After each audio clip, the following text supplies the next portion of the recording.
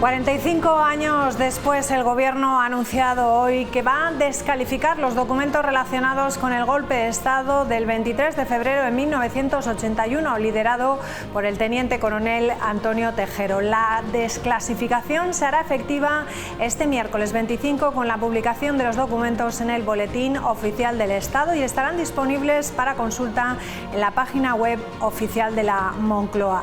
Entre los documentos a desclasificar se incluyen el sumario del juicio en el Tribunal Supremo, archivos de inteligencia y transcripciones de las grabaciones de esa noche histórica, también comunicaciones de Casa Real y los informes de movilización de las regiones militares. ¿Qué tal? Muy buenas noches. A través de su canal en la red X, Pedro Sánchez hacía este anuncio aludiendo a que la memoria no puede permanecer oculta y que esta acción busca reparar una deuda histórica con la ciudadanía. El Partido Popular ha censurado que el Gobierno se disponga a poner luz sobre el 23F y no lo haga sobre otros asuntos. Creo que el tiempo transcurrido es más que suficiente para que podamos hacer público cuáles fueron los extremos de esa investigación, y el Partido Popular, como siempre, hace de la opacidad, de no querer que nada se conozca, de tener miedo sobre su propio comportamiento durante esos días, la tónica política. Lo que España necesita son explicaciones sobre el presente y sobre el pasado más cercano. Muchas explicaciones sobre los últimos 8 años de Pedro Sánchez. Informaciones que él tiene, y esas sí que las tiene clasificadas. Y parece que no tiene ningún interés en desclasificarlas.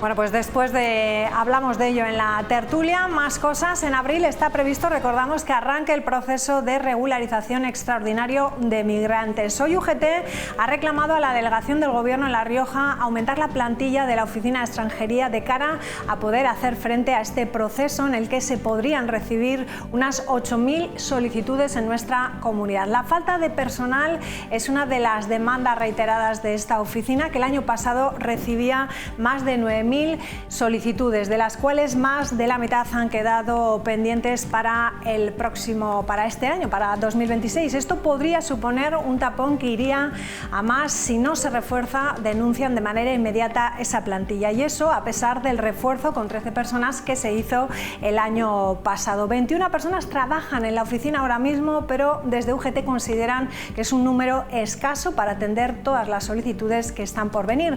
Aseguran que por lo menos se necesitarían otras 13 personas más. El sindicato denuncia la falta de previsión del Ministerio de Seguridad Social y Migraciones ante un proceso que supondrá un volumen de trabajo similar al de un año completo de solicitudes ordinarias. Aunque la plantilla se ha reforzado recientemente, sigue siendo claramente insuficiente para asumir este reto.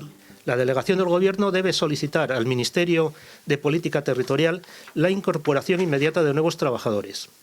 El refuerzo necesario se sitúa entre el 60% y el 70% de la plantilla actual. Bueno, pues vamos a hablar de ello. Está con nosotros Susana Gorrindo, secretaria del sector de la Administración General del Estado de UGT, Servicios Públicos aquí en La Rioja. ¿Qué tal? Buenas noches. Buenas noches. Y está con nosotros Donato Villoria, delegado de UGT y trabajador de la Oficina de Extranjería en Logroño. ¿Qué tal? Buenas noches. Hola, buenas noches. Bueno, hemos hecho un pequeño esquema de cómo está la situación en estos momentos, porque estamos hablando de una oficina de extranjería que ya lleva tiempo demandando, ¿no?, más personal, a pesar de esas 13 personas que se incorporaban. Efectivamente, estas 13 personas se incorporaron en varios turnos diferentes, desde finales de 2024 a 2025. Los últimos fueron a finales de 2025, un total de 8 trabajadores nuevos a finales de año. En esta plantilla, que son 21 funcionarios, el jefe de la oficina, trabajadores son efectivos 18, porque hay 3 vacantes en la oficina en este momento, es decir, no estamos precisamente mollantes.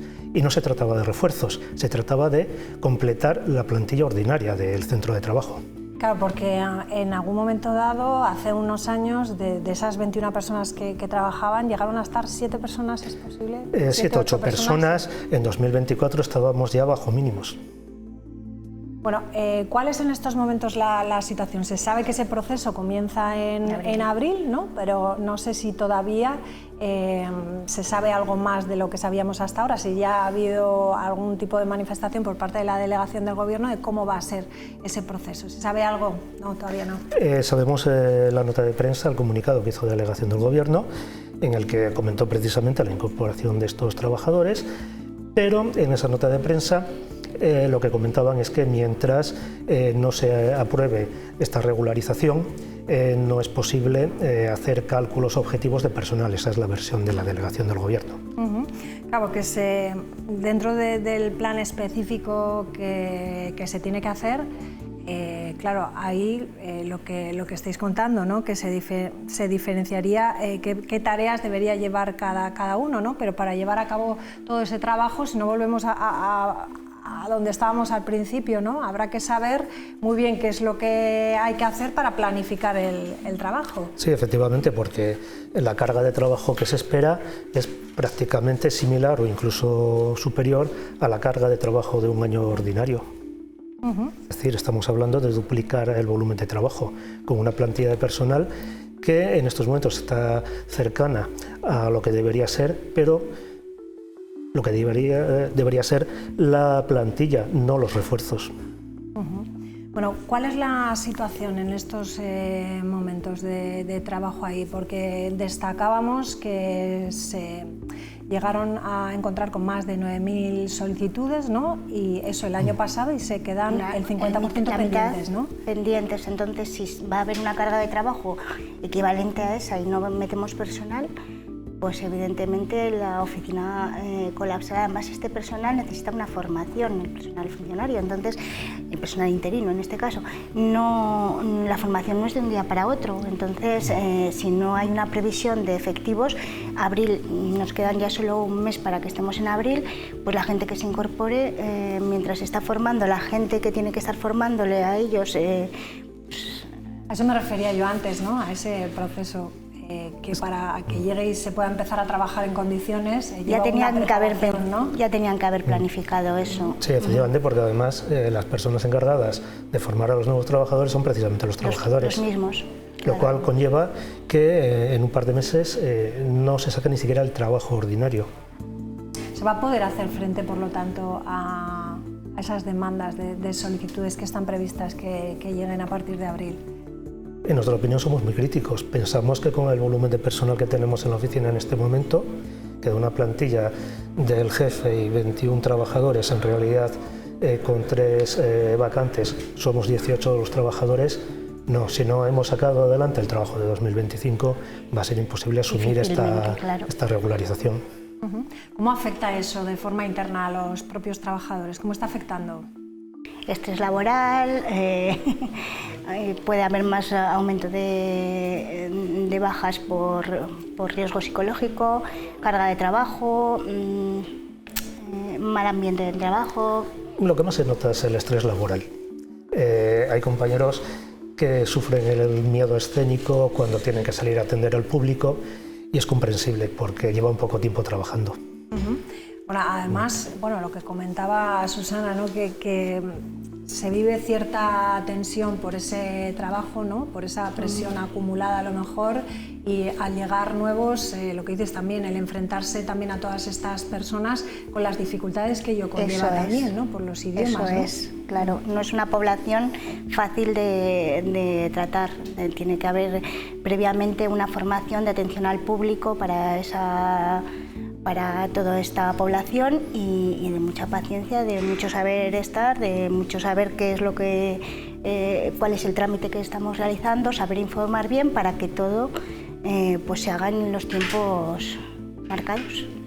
Y eso pues requiere de una planificación que a día de hoy no hemos visto. Eso es lo que decimos, que independientemente de que el Real Decreto esté todavía sin su texto definitivo, pues ya más o menos sabemos lo que viene diciendo y para eso hace falta gente. Ya las plantillas de la Administración General del Estado en La Rioja, y creo que en general en toda La Rioja, ya están mermadas de por sí. Llevamos años denunciándolo, que hay un envejecimiento de toda la población que trabajaba en la Administración General del Estado y ya están de por sí muy muy precarias. Entonces, si aumentamos la carga de trabajo de un año entero y no hay planificación de haber venido gente para formarse, y los que están trabajando tienen que formar a los demás, pues vemos colapso total de la oficina. Se hablaba colapso total también el año pasado, ¿no? Con la reforma del nuevo reglamento de extranjería. ¿Sucedió lo mismo o parecido? Sí, efectivamente.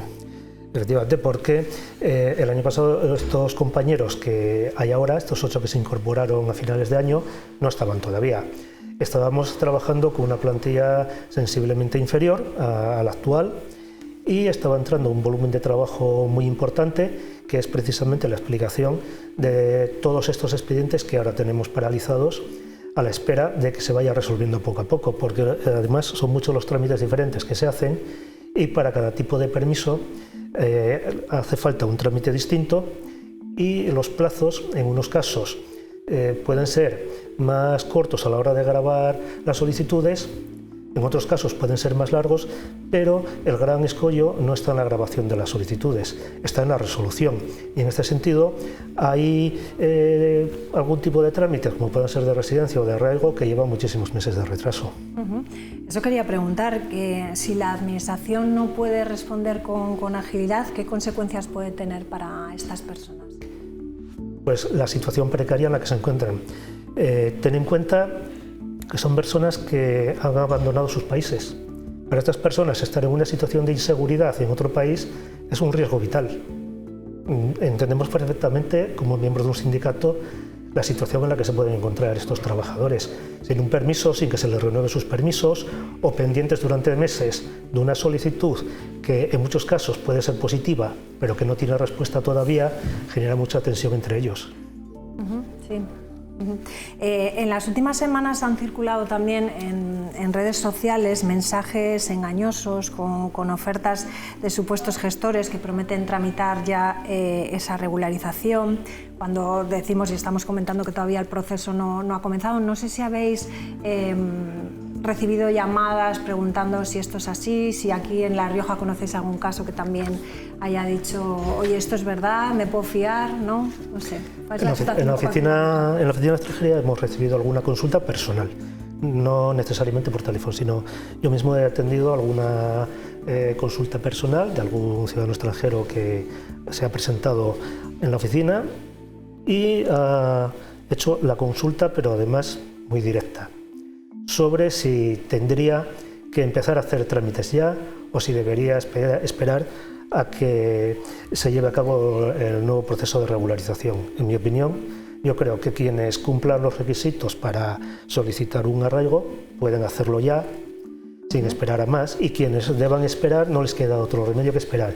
Y desde luego, ofertas de ciertas personas que se presentan ante los ciudadanos extranjeros diciéndoles que empiezan ellos a tramitar estas solicitudes, yo creo, y permítanme utilizar esta expresión, que es indecente.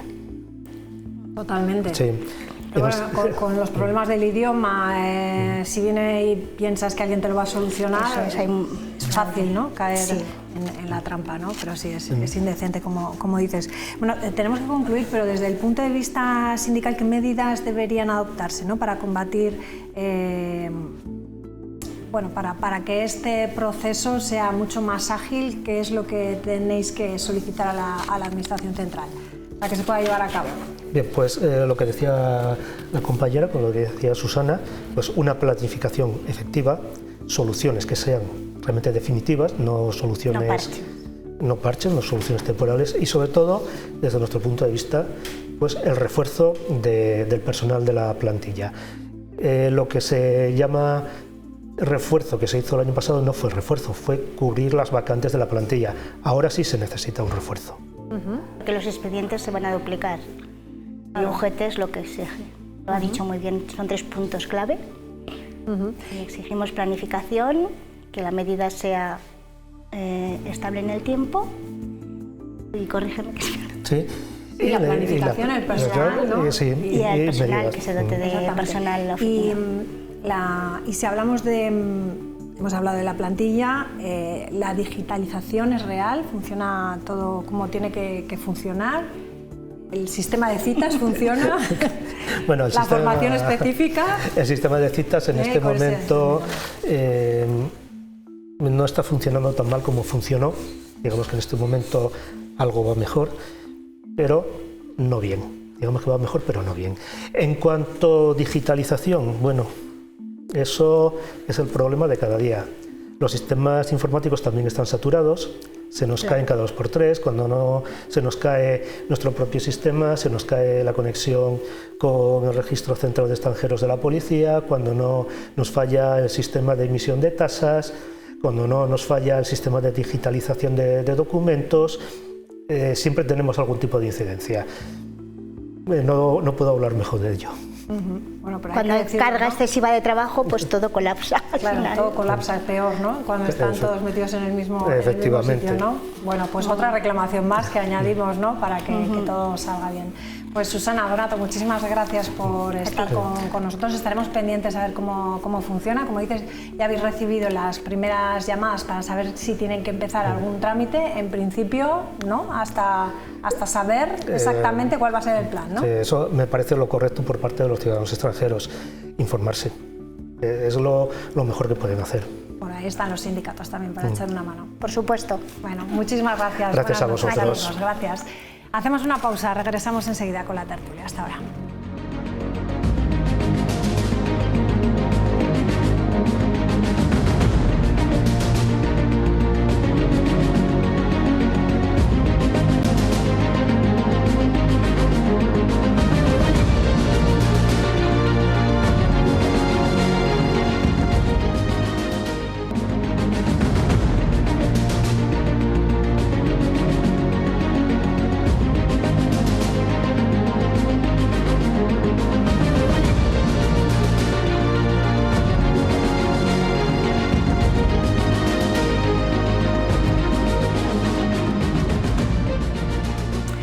Bueno, pues vamos a saludar ya a quienes nos acompañan esta noche de lunes. Saludamos a Andrea Pascual. ¿Qué tal? Muy buenas noches. Buenas noches, María. Fede Prumnac, ¿qué tal? ¿Cómo estás? Buenas noches. Pues muy bien, buenas noches. Está con nosotros también Miguel Gómez y Jalva. ¿Qué tal? Muy buenas noches. Buenas noches, María. ¿Qué tal? Buenas noches. Buenas noches. Bienvenido.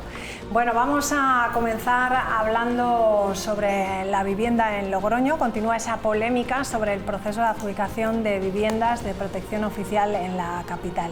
El Gobierno municipal insiste en que la adjudicación es legal y garantista y acusa a la oposición de engañar. Vamos a verlo.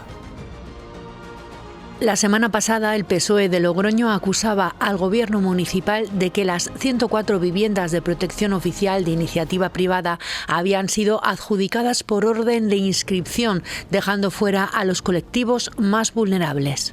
Si la promotora vende los pisos a las primeras 50 personas de su lista, es puro azar, ¿no?, que entre ellas, haya una persona con discapacidad. Y si no las hay, el cupo legal del 4% se pierde. El equipo de gobierno asegura que los socialistas faltan a la verdad. La oposición está engañando y está faltando a la verdad. El cumplimiento de ese cupo está materializado en el tablón de anuncios de la Dirección General de Vivienda, donde debe de estar cumpliendo ese requisito. Afirman que se ha cumplido el pliego de la ley de forma estricta y que en él se establecía que son las constructoras las que deciden el proceso de adjudicación, dentro de que todos los inscritos cumplen los criterios máximos de renta. Una de ellas está siguiendo la lista por orden de inscripción, como se han hecho en otras promociones, y la otra comenta, según he podido leer en la prensa, que ha hecho un sorteo interno. Es decir, como son en base al pliego, ellas deciden el procedimiento de adjudicación, cada una ha decidido el procedimiento que utiliza. Pliego que cuando se publicó, dicen, nadie recurrió. El proceso de adjudicación, según dice el pliego, que nadie recurrió, que podía haber sido recurrido. Y hubo un silencio general de todos los grupos políticos, nadie dijo nada. El equipo de gobierno municipal ha anunciado que comparecerá a petición propia en el pleno del 5 de marzo para dar las explicaciones oportunas. Bueno, Fede, empiezo contigo. Parece que hay que dar explicaciones, ¿no?, para algo que el ayuntamiento, el gobierno municipal piensa que es correcto desde el principio, pero ya se han dado varias ruedas de prensa, siempre contestando. Empezó el Partido Riojano, después el Partido Socialista en varias ocasiones y ahora nuevamente contesta Celia y Patricia Sáenz. Yo lo primero que quiero recalcar es que las explicaciones no se dan porque hay algo que explicar, porque ha habido algún tipo de ocultación de información y nada por el estilo. Las explicaciones hay que darlas porque hay dos partidos en la oposición que se están dedicando a embarrar y a engañar con una noticia que es, para mí, y entiendo que para el resto de la gente de Logroño que estaba en búsqueda de viviendas, no es mi caso porque yo no estaba buscando vivienda, pero me refiero para los que nos preocupamos por la realidad de la vivienda en Logroño, una noticia que es espectacular. Quiero decir, después de un montón de años en Logroño se están volviendo a construir VPOs. Esto entiendo que a nivel político es algo que al PSOE le puede hacer mucho daño porque evidencia el abandono total de las políticas de vivienda del Partido Socialista. Me atrevo a decir que ese abandono de las políticas de vivienda es principalmente, y a los hechos me remito, por un desconocimiento total de la situación de la vivienda en nuestro país y de las herramientas que existen para solucionar esta problemática. Lo primero que habría que dejar claro es que hay que diferenciar lo que es una VPO pública y una VPO privada. Las VPOs públicas son aquellas de titularidad municipal o administrativo, me da igual cuál sea la administración, que se gestionan de una manera, porque las gestiona la administración pública. Otra herramienta, y el Partido Popular se comprometió a utilizarlas todas, otra herramienta es la VPO privada. Una VPO privada es cuando tú cuando tú enajenas un terreno a una promotora, a una constructora privada, y lo haces con unas condiciones. Y dentro de esas condiciones les pones, vale, yo te vendo este terreno, tú puedes desarrollar aquí una promoción, pero me reservas un número de vivienda de protección oficial. Esas viviendas de protección oficial, evidentemente, son de titularidad privada. Es una VPO privada, de esa promotora privada. Y hay que diferenciarlo muy bien porque es verdad que en las VPO públicas se suele hacer mediante sorteo o baremación, que son dos mecanismos perfectamente válidos. En un caso se inscribe todo el mundo, se sortea entre los inscritos, por supuesto todos cumpliendo los requisitos de las VPOs, y en el otro caso por baremación es simplemente por puntuación. Se adjudica una puntuación a cada uno de los solicitantes dependiendo de su situación económica o su situación social. En las VPO privadas, y no es una cuestión de esto se lo inventó el Partido Popular de Logroño, no, es que el desconocimiento del Partido Socialista llega a tal punto que en Dos Hermanas, que es un ayuntamiento que se está haciendo un buen trabajo, que es un ayuntamiento socialista, se hace igual. Que en Barcelona se ha hecho igual. Que en Galicia, en Madrid, en Comunidad Valenciana, en Castilla y León, se ha hecho exactamente igual. Es que es un mecanismo y una herramienta que se utiliza en todo el territorio nacional para, mediante la colaboración público-privada, enajenar unos terrenos y que luego sea la promotora privada la que adjudique esas VPOs. Entonces, ¿qué ha conseguido el Partido Popular? El Partido Popular lo que ha conseguido es que 104 familias logroñesas inscritas en el registro de VPO, que cumplen todos los requisitos necesarios para poder inscribirte en el registro de solicitante de vivienda protegida, tengan hoy una vivienda adjudicada. ¿Y qué ha conseguido con todos los demás? Porque luego llega la segunda derivada, que es, no, pues es que se ha quedado fuera gente. Es que todos los demás, María, lo que saben hoy es que gracias al Partido Popular la posibilidad de obtener una VPO es real. Porque no se queda aquí la intervención, es que vamos a seguir utilizando todas las herramientas disponibles. Por supuesto, la colaboración pública-privada es una de ellas. Sí, pues vamos, es que como iba a decir no puede ser de otra manera, estoy casi siempre en contra de Federico, pero no, es que en este caso no tiene absolutamente razón ninguna.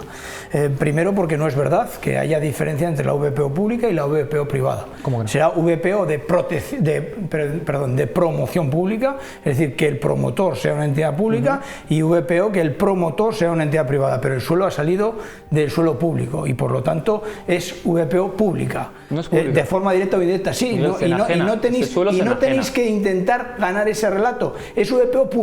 ¿Por qué? Porque además es el gobierno, el diferente gobierno, en este caso Conrado Escobar, también lo hace el Partido Socialista exactamente igual, pero es el que sale publicitando que hace la VPO. ¿En qué quedamos? Entonces Conrado Escobar nos ha mentido cuando ha dicho que iba a hacer 104 viviendas de protección oficial. Conrado Escobar ha dicho y vende eso. Y el suelo del que se van a hacer esas viviendas es suelo que era patrimonio de todos los logroñeses. Hasta que se vende y los logroñeses obtienen un beneficio económico por ese suelo. El Partido Popular también miente cuando dice que podría haberlo adjudicado a dedo. En eso no miente. Podría, evidentemente, en función del pliego, podría. Pero es que lo que está haciendo el Partido Popular aquí, no sé si es lo mismo que hace el Partido Socialista en Dos Hermanas, no sé si es lo mismo que se hace en Aragón, no sé si es lo mismo que se hace en Castilla y León, porque desconozco las leyes y los decretos de allí porque me dan igual en esa materia. Porque lo que me importa a mí son las leyes y los decretos de aquí. Y lo que dice el decreto 33/2013, es que tiene que haber un sorteo ante notario. Que es verdad que ahí es donde el Partido Popular también intenta ganar el relato diciendo no, cumplimos estrictamente la ley, claro, pero tan estrictamente que como expresamente no lo pone, aunque lo hace entender, entonces dicen no, es que el decreto no dice esto. Pero digo que expresamente porque es la propia web del Gobierno de La Rioja, o sea que no lo digo yo, es que la web del Gobierno de La Rioja, hoy todavía la web del Gobierno de La Rioja dice: el procedimiento para la selección de adjudicatarios de viviendas de protección pública en La Rioja es este, sorteo ante notario. Y lo dice la web del Gobierno de La Rioja. Entonces el Partido Popular aquí querrá ganar los relatos que quiera ganar, pero la realidad es que lo que estamos aconteciendo ahora es lo mismo que se aconteció cuando gobernó el Partido Popular en la anterior crisis de la vivienda. Que hijos de consejeros tienen vivienda de protección oficial, que futuros responsables nacionales del Partido Popular tienen vivienda de protección oficial, que hijos y parientes de directores generales tienen vivienda de protección oficial. Eso es lo que ocurrió en la ciudad de Logroño hasta el año 2007, que dejó de gobernar el Partido Popular. Y a partir del año 2007 eso dejó de suceder. Y luego, cuando volvió al gobierno el Partido Popular en el 2011, lo que hizo fue directamente no hacer vivienda de protección oficial. Esa es la realidad que se vive en Logroño. En el momento en el que confundes la promoción pública y la privada. Sí, y luego contestas. La verdad es que sí, yo creo que has comprado un relato que no es en absoluto así, porque estás hablando de vivienda de protección oficial pública cuando no estamos hablando de eso. Pero hay una realidad y es que perdón, Miguel. Es que hay una realidad y es que la mujer del César no solamente debe parecer honesta, sino que debe serlo. Y ahí es donde yo creo que el PP pierde su razón de ser.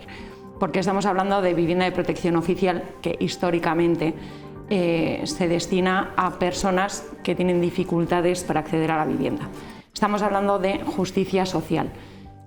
Yo creo que ahí coincidimos y está garantizado, Andrea. Todos, ¿no? Yo coincido contigo, está garantizado. Son personas que están dentro del registro VPO. Ya, pero es que eso es donde no vamos a coincidir. Estar dentro del registro de VPO, cuando hablamos de viviendas de promoción privada, no es hablar de esos perfiles que tienen en estos momentos, en la coyuntura actual, problemas de acceso a la vivienda. Especiales problemas de acceso a la vivienda. ¿Por qué? Porque hablamos de rentas inferiores a 6 veces el IPREM, que ahí podemos estar perfectamente cualquiera de los que estamos en esta mesa. Entonces, justicia social no es dejar al libre albedrío de las promotoras la forma de elección de los participantes, y es algo que ha quedado hoy claro en la rueda de prensa. Yo creo que ahí sí que existe un problema y ha sido el no establecimiento en la forma de elección. Desde luego que el sorteo ante notario no es la forma que legalmente se establece, pero igual hubiera sido la más justa a la hora de elegir a los candidatos para ese tipo de viviendas. Luego también podemos coincidir en que Partido Riojano y PSOE lo único que están haciendo es ruido, porque desde luego la información que están dando no es cierta, como nos acaba de hacer Miguel, también ha dado una información que no es cierta, coincidimos. Pero hay algo en lo que podemos aclararle perfectamente al Partido Riojano, y es que si a una adjudicación de vivienda de protección oficial solamente concurren 400 personas, de 4.000 que están inscritas, es porque los precios de la vivienda de protección oficial de promoción privada que han salido son inasequibles. 254.000 euros para una vivienda de promoción oficial. Luego contesto todo, sí. Es muy alto para una persona que tiene dificultades de acceso a la vivienda, y además está hablando también de 300.000 en Ramblasque. Entonces, tampoco es algo de lo que se pueda presumir en el PP. Creo que falta autocrítica. Enseguida contestas, Fede. El más neutro en esta mesa. Takio, ¿qué te parece? Es que un VPO de promoción privada ha existido siempre. Yo me compré uno en el año 74. Pero es que el problema no es... el problema es, a ver, el constructor va a construir, sea privada, pública o lo que sea, y pide un crédito. Le dan un crédito con 2 años de cadencia, porque luego ese crédito se lo pasa a todos los que compran el piso.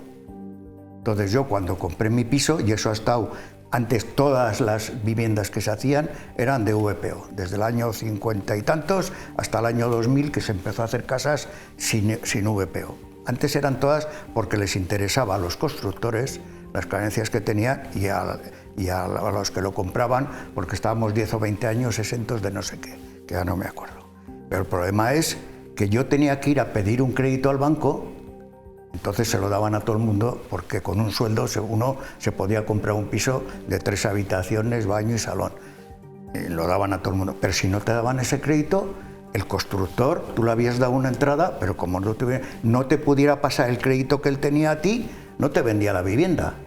Entonces ahora la hacemos VPO, me da igual de uno o de otro. Tú estás hablando de no sé qué social. ¿Qué pasa? Que le damos por sorteo el piso a un señor que no lo puede pagar. ¿Qué lo pagamos entre los de esta mesa?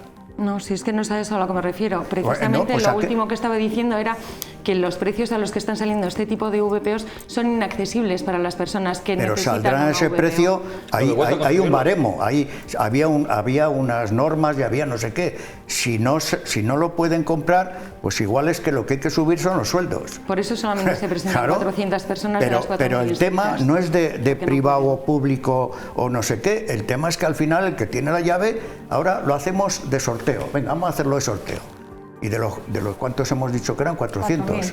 4.000 inscritos, 400 se han presentado. Queréis matizo ese dato porque lo tengo actualizado a día de hoy. No, 200, una vez que les ha tocado el piso, va al banco y no le da el crédito. Porque si usted ni tiene sueldo, ni trabaja, no tiene ni perro, y no le dan el crédito. Entonces, ¿qué hacemos con ese piso que le ha tocado? Sí, pero yo creo que cuando hablamos de sorteo, yo por lo menos cuando hablo de sorteo ante notario, y cuando el decreto habla de sorteo ante notario, no habla de cualquiera, sino de los que cumplen los requisitos y ya podrían acceder a esa vivienda. Es decir, tú cumples unos requisitos y además de cumplir unos requisitos, se supone que tú vas a cumplir también los requisitos que te van a pedir para poder comprarla. Evidentemente, si va alguien que no tiene sueldo, que no tiene ningún tipo de ingreso ni nada, yo entiendo que ese es que no tiene que estar en el sorteo. O sea, el planteamiento del sorteo es, entre los que cumplen los requisitos, pueden ser adjudicatarios y pueden al final comprar esa vivienda, ¿qué es más justo? Que sea... Porque si fueran los promotores, es decir, si quedara claro y hubiera transparencia, yo no estoy en contra de que un promotor pueda hacer una promoción privada, totalmente privada, con un suelo que ha comprado, acogiéndose a la VPO y se la adjudique a quien quiera. El promotor dentro de su ámbito privado podrá hacer lo que quiera. Yo estoy en contra de que se dé suelo público más barato, de que ese suelo público se le dé a un promotor y que acaben teniendo vivienda personas que a lo mejor hace solo un día que se han inscrito en el registro, personas que están en el límite justo alto y que son parientes de no sé qué, y todo porque es legal. O sea, yo lo que digo es, si hay 400 personas, o 300 o 200, porque ese listado habrá que filtrarlo, que cumplen los requisitos y además de cumplir los requisitos, accederían a un crédito, yo creo que entre esas personas hay que sortearlo para ser justo. Y si no, al menos que se conozcan los adjudicatarios. Bueno, si no renuncian y pasa al siguiente de la lista. Yo he entendido que había un pliego de condiciones y que estaba claro. Esto es como la pobre directora del instituto, que como ella que intenta hacer la ley de lo que pone en las normas del instituto y luego se Pero la cuestión es... había unas normas. La cuestión es si se ha cumplido o no el decreto del Gobierno de La Rioja, porque intentan decir que el decreto se refiere a la vivienda de promoción pública y no es verdad, porque aquí lo que dices, el decreto principal que regula la adjudicación de viviendas de protección oficial en La Rioja, nada de públicas, la web del Gobierno de La Rioja, nada de pública, nada de promoción pública. El procedimiento para la selección de adjudicatarios de vivienda de protección oficial en La Rioja, y en ningún lado pone pública. No, lo que pasa es que aquí se sacó una foto bonita del Partido Popular y luego se saca otra foto bonita diciendo otra cosa. Lo que ha quedado claro en la foto que acabas de hacer tú ahora es que no tienes ni idea de cuál es la diferencia entre la promoción pública y la promoción privada, del mismo modo, terminar, por favor. Vosotros lo sabéis todo del mismo modo, Miguel, pues es parte de la acción de gobierno, sí, es responsable con conocer la información. Vamos a dejarle contestar. Hijos de consejeros. Si me dejas, sí, Miguel, sí, estás siguiendo la línea, además, a la perfección del Partido Socialista y del Partido Riojano, que es inventaros tramas de corrupción antes de que existan. Por La Rioja pensamos igual que el Partido Socialista y el Partido Riojano. Y muchísima suerte en el próximo periodo electoral. Si todos piensan lo mismo y es el Partido Popular el único que piensa distinto, a lo mejor tenéis que hacerlo mirar vosotros. Lo primero que ha quedado claro es que del mismo modo que te has inventado el criterio de solvencia, te has inventado que no existe diferencia entre la promoción pública y la privada. Por matizar un poquito los datos que tenemos, es cierto que en el IRBI hay 4.000 personas, pero claro, es que estos son datos que ha dado Rubén Antoñanzas de forma totalmente sesgada. Y me explico. Tenemos que hablar, en primer lugar, el IRBI, como todos sabemos, tiene competencia autonómica. Tenemos que hablar de la gente que está inscrita para viviendas en Logroño. Y en segundo lugar, y más importante, solicitantes de vivienda, porque como muy bien estaba comentando Andrea, ahora mismo el acceso a la vivienda es muy complicado por los precios de la vivienda. ¿Se puede bajar los precios de la VPO? Sencillamente no. Sencillamente no, porque los costes de construcción no son los que eran hace 10 años y el coste de la VPO está ajustado a los costes de producción de ese tipo de viviendas. Con lo cual, y una vez diferenciado... Bueno, además que no se habían hecho antes porque los constructores no querían, ¿no? Y sinceramente porque desde la administración no se hizo absolutamente nada para desbloquear solares y para promocionar este tipo de intervenciones. Ni hoy, porque es promoción privada. Este año si es promoción privada, la administración no ha hecho nada. Miguel, en cuanto me dejes, yo te lo explico. Es que os colgáis la medallita, pero huís del problema. Sí, A interrumpir te garantizo que no te voy a ganar. El solar era de propiedad municipal y ese solar se enajena con una serie de condiciones que vienen... Y a un precio más bajo. Y a un precio más bajo. Definidas para que sea vivienda de protección oficial. Porque después, que sí, que te puedes inventar lo de pública, que no me lo invento. Lo puedes repetir si quieres hasta que acabe el programa y no vas a tener razón porque es promoción privada. Pero pública, es de promoción privada. ¿Pero cómo va a ser promoción privada pública, Miguel? ¿Pero qué estás diciendo? Protección oficial pública. Vale, que sí, que si puedes repetir una mentira 1000 veces, pero va a seguir siendo una mentira. Pero que lo dice la juez del gobierno de La Rioja, que no te lo estás inventando, que lo dice el Partido Popular, que no lo digo yo. Que te lo estás inventando. Que no avanzamos, tienes aquí. De todas formas, los ayuntamientos siempre han vendido terrenos y se han financiado con ello. Me parece que el centro comercial Berceo, 5.000 millones de pesetas. Y gracias a eso, es una forma de dinamizar también la economía. Y no le obligamos a que nos cobre más barato cuando vamos a comprar allá. De hecho, fíjate, Taquio, que está tan regalado el suelo, porque Miguel estos datos no los conoce, pero está tan regalado el suelo que de 10 lotes se han enajenado 6. O sea, es tan grande el chollo que de 10 lotes se enajenan 6. Porque a la gente no le apetece comprar chollos. Pero es que ya no solamente eso, las constantes críticas que se le han hecho al PP. Vamos a terminar. Mira, un momento. No sois capaces de decir la verdad ni en eso. Las constantes críticas que se le han hecho al PP por los presupuestos de enajenación de patrimonio municipal que no han cumplido del 24 y del 25. Y bueno, pues ha venido a confirmarnos que no se han cumplido las expectativas de enajenación. Lo que estoy intentando explicar. Terminamos ya. Y terminamos, si Miguel nos deja, terminamos con los datos para tener los datos buenos, que son los siguientes. Que son los vuestros. Los datos buenos. No, los datos del IRBI, Miguel, los datos del IRBI. Pero me vas a dejar hablar, Miguel, o quieres hablar tú por mí. El Partido Popular era el que más había hecho por el casco antiguo en la historia de Logroño. Y lo digo convencido, que no ha hecho nada. Lo digo convencido. Vamos a pasar de tema. Déjame terminar con los datos, María, por lo menos. Hay 2.310 personas solicitando vivienda en régimen de compra o alquiler más compra en Logroño. De esos 2.300, 400 es ni más ni menos que el dato que se ha inventado Rubén Antoñanzas. A nosotros nos consta que son 400 solicitantes en una promoción y 900 en otra. Quiero decir que cuando nos vienen a hablar de que no ha habido publicidad y no ha habido concurrencia, es otra falsedad más.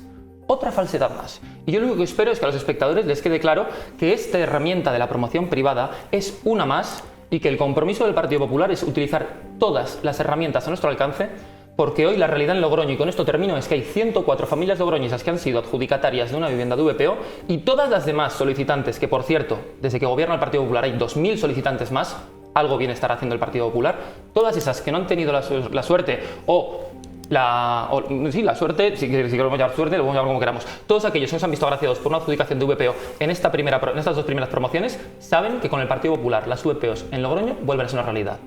Venga, cambiamos de asunto. 45 años después, el Gobierno ha anunciado hoy que va a descalificar esos documentos relacionados con el golpe de Estado del 23F.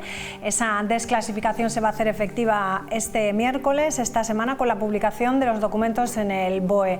Entre esos documentos a desclasificar se incluyen el sumario del juicio en el Tribunal Supremo, archivos de inteligencia y transcripciones de las grabaciones de esa noche histórica y también comunicaciones de Casa Real e informes de movilización de las regiones militares. Cuéntanos, Rafa.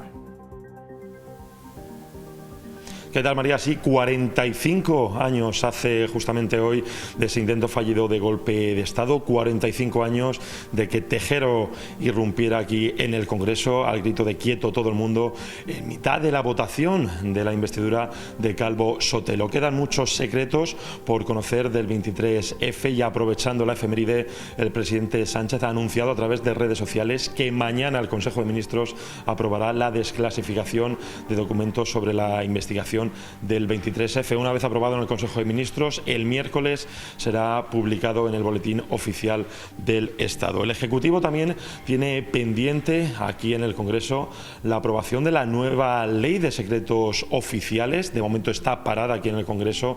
Es una Ley de Secretos Oficiales que pactó con el Partido Nacionalista Vasco y que permitiría la desclasificación de documentos de otras muchas materias. Desde los partidos de izquierdas se alegran de esta desclasificación del 23F, pero piden más, piden desclasificar más documentos secretos. Por parte del Partido Popular ven esta desclasificación de documentos del 23F como una cortina de humo. Creo que el tiempo transcurrido es más que suficiente para que podamos hacer público cuáles fueron los extremos de esa investigación, y el Partido Popular, como siempre, hace de la opacidad, de no querer que nada se conozca, de tener miedo sobre su propio comportamiento durante esos días, la tónica política. Lo que España necesita son explicaciones sobre el presente y sobre el pasado más cercano. Muchas explicaciones sobre los últimos 8 años de Pedro Sánchez.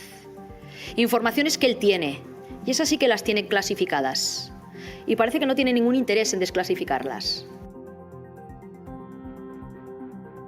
Venga, pues el miércoles se hace en público. Yo aquí pregunto, ¿qué es lo que os gustaría descubrir de aquella noche y de ese juicio, de esas conversaciones de Casa Real? ¿Qué es lo que más te inquieta de esos papeles? Y si realmente queda algo de esos papeles clasificados, ¿no? Porque muchos historiadores dicen que, vamos, que no sé lo que va a salir de ahí. Lo primero, eso, es muy probable que haya desaparecido alguna cosa, porque eso que está así en archivos, hay que ir simplemente a los juzgados viejos de aquí.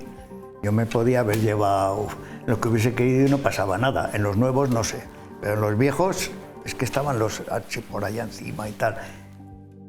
Yo creo que de eso se ha hablado, se han hecho películas, y aquí el único tema que yo pienso que quieren ahora es, me parece a mí, enciscar un poquito más al rey, porque tardó 6 horas, pues el rey se estaría ya diciendo, vamos a ver qué pasa, que es lo lógico, ¿no? Y sopesar quién ha salido, quién no ha salido, me pueden pegar un tiro cuando salga a la calle, no sé, tampoco espero una semana, o sea, y gracias, yo creo, a que salió el rey diciendo que aquí no pasa nada, le siguieron todos los que dudaban, porque yo me figuro que en un golpe de Estado, ojo, y que teníamos, que la guerra, había mucha gente que había vivido la guerra civil, y estaba todavía, no como ahora que hablan de la guerra civil chavalitos que nacieron en el 90, sino gente, yo no la viví, pero claro, mis abuelos estuvieron allá, mi padre la vivió de niño, entonces, aunque no se hablaba mucho de ello, ojo, y bueno, aquí en Logroño prácticamente no pasó nada. Yo me acuerdo que estaba esa tarde en el estudio de mi amigo Aguado. No hacíamos más que mirar por la ventana, tenía el estudio en Pere Galdós, enfrente del parque, a ver si por aquí, y nada, aquí no pasó nada. Vino un amigo nuestro que estaba más metido así en política y nos dice, me han dicho que ya están los socialistas en Irún. No sé quién se lo diría, porque luego hubo mucho bulo, que si se fueron también a quemar papeles, que luego se han contado historias, algunas es probable que sería verdad. Claro, hay que pensar que es que Franco murió en el 75 y pasó 1,5 millones de españoles a decirle adiós. Había mucha gente partidaria de él, que ahora no vengan diciendo...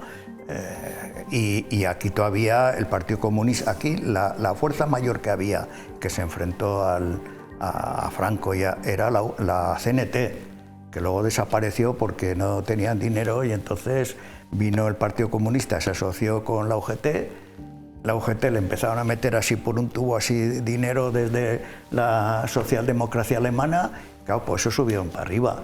Pero en los años 70 y tantos era el Partido Comunista y la CNT muy superior, o sea que todavía... ¿Habéis visto la serie Anatomía de un instante? ¿La habéis visto? No, os la recomiendo, ¿no? ¿No la habéis visto ninguno de los 4? Pues ¿de qué trata? Recomiendo.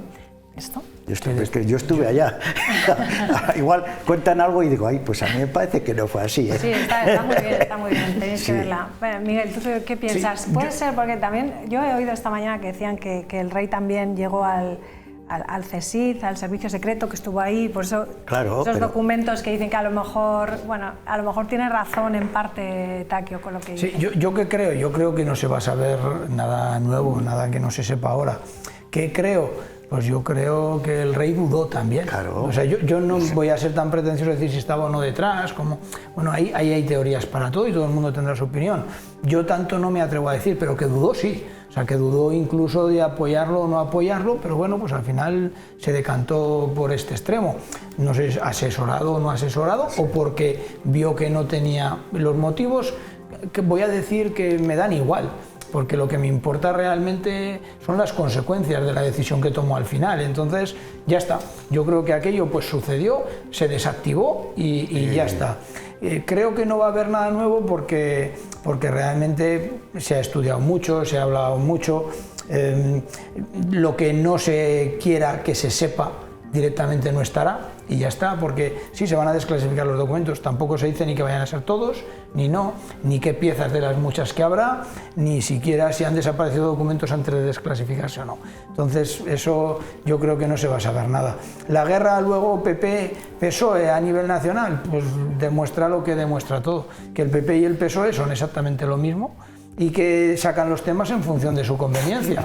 Sí, son lo mismo, es verdad, porque los dos dicen, no, tendría que saberse esto otro, y digo, bueno, pero si tú has estado gobernando antes y no lo has desclasificado, no, es que ya es hora de que se sepa la verdad. Bueno, pero si llevas 8 años gobernando y hasta ahora no lo has hecho, ¿qué pasa? Que hasta ahora no era hora, es hora ahora. Entonces, bueno, pues en función de su conveniencia política dicen una cosa u otra, son especialistas en decir una cosa y hacer la contraria, PP y PSOE, exactamente igual. Es decir, es el mejor ejemplo de son el mismo perro con distinto collar. Es así, en función de lo que les conviene. Ideológicamente yo creo además que cerramos los ojos, no oímos, nos leen el texto que dicen sin escuchar la voz y no sabemos si lo está diciendo el PSOE o el PP, porque son exactamente lo mismo. Bueno. Entonces yo creo que es pues un bluff. Toca ahora porque el gobierno tiene que quitarse de encima pues las cosas que están diciendo del gobierno y lo saca, pero bueno, entonces ¿estás de acuerdo con el PP entonces? No.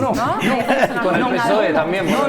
No, que lo hace por eso, pero iba a decir, pero creo en el fondo que es contraproducente. ¿Por qué? Pues porque la sensación de la gente, ni cortina de humo ni nada, la sensación de la gente es que hacen exactamente eso, que manipulan las instituciones y hacen lo que les da la gana cuando les da la gana con el poder que tienen y mantienen. Y ya está. Entonces, pues el PP hace otra cosa exactamente igual cuando le conviene para otra cortina y ya está, porque es su tónica. Y tiene sentido, bueno, no sé si las nuevas generaciones se les ha explicado muy bien este momento. No es cuestión de que nos expliquen o no. Yo creo que tanto Fede como yo hemos vivido un buen momento de la educación pública y sí que nos han enseñado a ver las cosas de una forma crítica. Entonces, bueno, yo creo, por lo menos desde mi punto de vista, que esto lo vemos como un momento de la historia que ya pasó. Las personas que participaron en el 23F ya fueron juzgadas, han cumplido sus penas y ya está. O sea, que es un momento importante de la historia de la democracia en nuestro país. Ni perdería ni ganaría la democracia con estos documentos clasificados. Yo creo la que vida de las personas, ¿no? Al final, o sea, ¿en qué cambia la vida de las personas? Nada. Quiero decir, oye, un ejercicio fantástico de transparencia por parte del gobierno de Pedro Sánchez que necesita una cortina de humo para que no se hable de todo lo que realmente estamos hablando. Mira, pongo en valor que llevamos 20 minutos de programa hablando del problema de la vivienda, con distintas opiniones, pero estamos hablando de la vivienda. Esto que están haciendo en Madrid es absolutamente todo lo contrario. Es dar la espalda a todos los problemas de la gente. En su momento tocó hablar de la exhumación de Franco, pues mañana va a tocar hablar sobre si hay que desclasificar o no todas estas informaciones. Además, con un argumento tan falaz como lamentable, que es el de que tenemos derecho a conocer, ¿no? Cuando Podemos hace 2 semanas salió a decir que no podía decir cuál era la contraprestación del pacto por los 500.000 irregulares con el PSOE, cuando no tenemos ni idea de que hablaron con Puigdemont cuando estaban negociando en Waterloo la gobernabilidad de España, o la clasificación de la comparecencia de nuestro presidente ante el juez cuando le preguntaron por los negocios de su mujer, que tampoco quiso declarar. Entonces a mí me hace mucha gracia este ejercicio de transparencia y de sinceridad con temas que, seamos honestos, creo que nos afectan muy poco a la ciudadanía en nuestro día a día, pero luego con temas que son de rigurosa actualidad, el silencio por respuesta. Entonces, me sorprende, no, en absoluto, porque no. El Partido Popular no es el PSOE ni queremos parecer. Bueno, pues debe reformarse la ley de secretos de secretos oficiales o tiene sentido que después de 40 años siga habiendo documentos clasificados? Yo creo que, yo creo que a ese respecto porque en otros países, ¿no? Cuando pasan ciertos años, todos los documentos salen a la luz. Para ¿no? cada tipo de clasificación hay un periodo. Por eso digo que puede, en función de la sección en la que se pueda encontrar o cómo se pueda encontrar. Para mí, desde luego, haber pasado 45 años, ya está. Muchas veces la excusa es que, bueno, que puede haber todavía gente viva de la que se pudo ver involucrada de forma directa o indirecta. Quiero decir, no me refiero a dentro del golpe o fuera lo que fuera y están vivos todavía y podría afectar. Pues sí, da igual, pero si ellos lo que les afecta ya lo saben. Es decir, ya tienen conocimiento de ello, van andando por la calle y lo pueden contar, ¿no?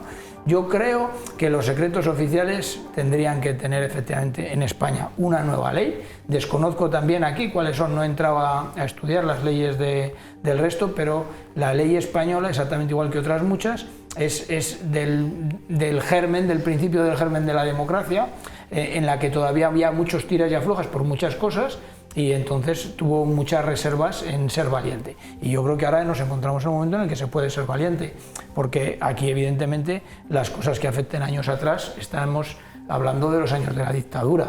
Pero bueno, yo creo que es el momento, no ahora, que ya debiera de haberlo sido, pero sí que se vaya modificando la ley y para lo menos, por lo menos para las generaciones futuras ya no sea esto. Sería interesante. Takeo, vamos a irnos Pues contigo. Tú sí. eres el único interesado, yo también estoy interesada en saber qué es lo que pasa. A mí me da igual, sinceramente, y lo de los secretos y lo de los secretos oficiales, esto funciona en este oasis europeo.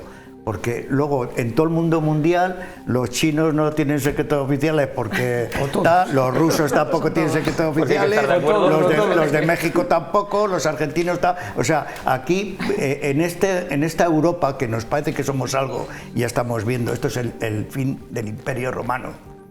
Europa va a durar, voy a decir 30 años porque es lo que pienso vivir yo, pero Europa ya está acabada y entonces estamos con estas mandangas, cuando en el resto del mundo esto es como los coches eléctricos. Vamos a cambiar los coches eléctricos en Europa. Ya hay 1.400.000 coches en el mundo y los argentinos van a cambiar a coches eléctricos y los chilenos y los rusos y los pakistaníes. No, vamos a cambiar solo los europeos y según qué europeos, que ya Alemania está diciendo que igual no. O sea, es que nos estamos mirando todo el rato el ombligo y todo esto son unas mandangas, para mi gusto. Bueno, pues nada, me los leeré yo y ya os lo contaré, luego me vendréis a preguntar. A ver. Bueno, muchísimas gracias a los cuatro, un placer esta tertulia. Takeo, bienvenido, gracias. Y a todos ustedes, buenas noches a los cuatro. A todos ustedes les dejamos ya con Campeones. Adiós, buenas noches.